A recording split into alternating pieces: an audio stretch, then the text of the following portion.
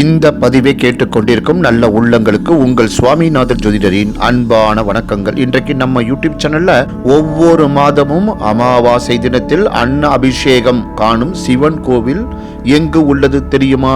வாருங்கள் வழிபடுவோம். இந்த பதிவின் மூலம் மக்களே, அதற்கு முன்னாடி நம்ம யூடியூப் சேனலை எல்லாம் சப்ஸ்கிரைப் பண்ணுங்க, ஷேர் பண்ணுங்க, லைக் பண்ணுங்க. இப்ப பதிவுக்குள்ள போயிடலாம். பொதுவாக ஐப்பசி மாத பௌர்ணமி நாளில்தான் சிவ ஆலயங்களில் ஈசன் லிங்க திருமேனிக்கு அன்னாபிஷேகம் செய்யப்படும். மற்ற நாட்களில் வழக்கமாக நடத்தப்படும் அபிஷேகங்கள் நடைபெறும். ஆனால் மாதந்தோறும் அமாவாசை நாளில் அன்ன அபிஷேகம் செய்யப்படும் அற்புதமான சிவன் கோவில் ஒன்று தமிழகத்தில் உள்ளது. அப்படிப்பட்ட ஒரு சிறப்புக்குரிய ஆலயம்தான் விளமல் பதஞ்சலி மனோகர் திருக்கோவில். இத்திருக்கோவில் அமைவிடம் திருவாரூரிலிருந்து 3 கிலோமீட்டர் தொலைவில் அமைந்துள்ளது இத்தலம். இங்கு ஒவ்வொரு மாதமும் அமாவாசை தினத்தில் சிவனுக்கு அன்னாபிஷேகம் நடைபெறும் ஒரே கோவில் விளமல் பதஞ்சலி மனோகர் ஆலயம்தான். இங்கு வேண்டுதல் நிறைவேறியவர்கள் சிவனுக்கு அன்னம் படைத்து வழிபடுவர். இக்கோவிலில் சிவனின் திருவடி தரிசனத்தை தரிசிக்க முடியும். சிறிய கோபுரத்துடன் இவ்வாலயம் அமைந்துள்ளது. கோவில் எதிரில் உள்ள தீர்த்தம் அக்னி தீர்த்தம் என்று அழைக்கப்படுகின்றது. கோபுர வாயிலின் இருபுறமும் விநாயகரும் முருகனும் வீற்றிருக்கின்றனர்.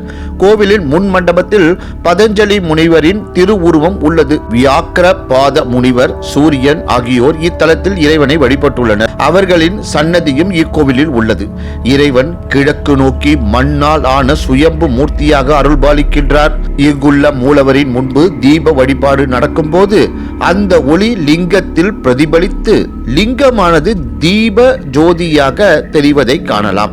மற்ற கோவில்களில் சுவாமி, அம்பாள் யாராவது ஒருவர் சிறப்புக்குரியவராக இருப்பார்கள். இத்தலத்தில் சுவாமி, அம்பாள், தீர்த்தம் என அனைத்தும் சிறப்புக்குரியதாகும். முன்னோர்களுக்கு முறையாக திதி தர்ப்பணம் செய்யாதவர்கள் அமாவாசை நாளில் இந்த கோவிலுக்கு வருகிறார்கள்.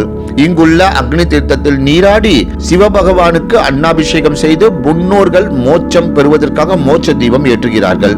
இந்த கோவிலில் வந்து அமாவாசையில் விளக்கேற்றி வழிபட்டால் முன்னோர்கள் மகிழ்ச்சி அடைந்து தலைமுறை சிறக்க ஆசி வழங்குவார்கள் என்பது ஐதீகம். தீராத நோயால் அவதிப்படுபவர்கள் இத்தலத்தில் உள்ள அக்னி தீர்த்தத்தில் நீராடி சிவபெருமானுக்கு அன்னாபிஷேகம் செய்து வழிபட்டால் சிறந்த பலன்கள் கிடைக்கும் என்பது பக்தர்களின் நம்பிக்கை. நன்றி, வணக்கம், வாழ்க வளமுடன்.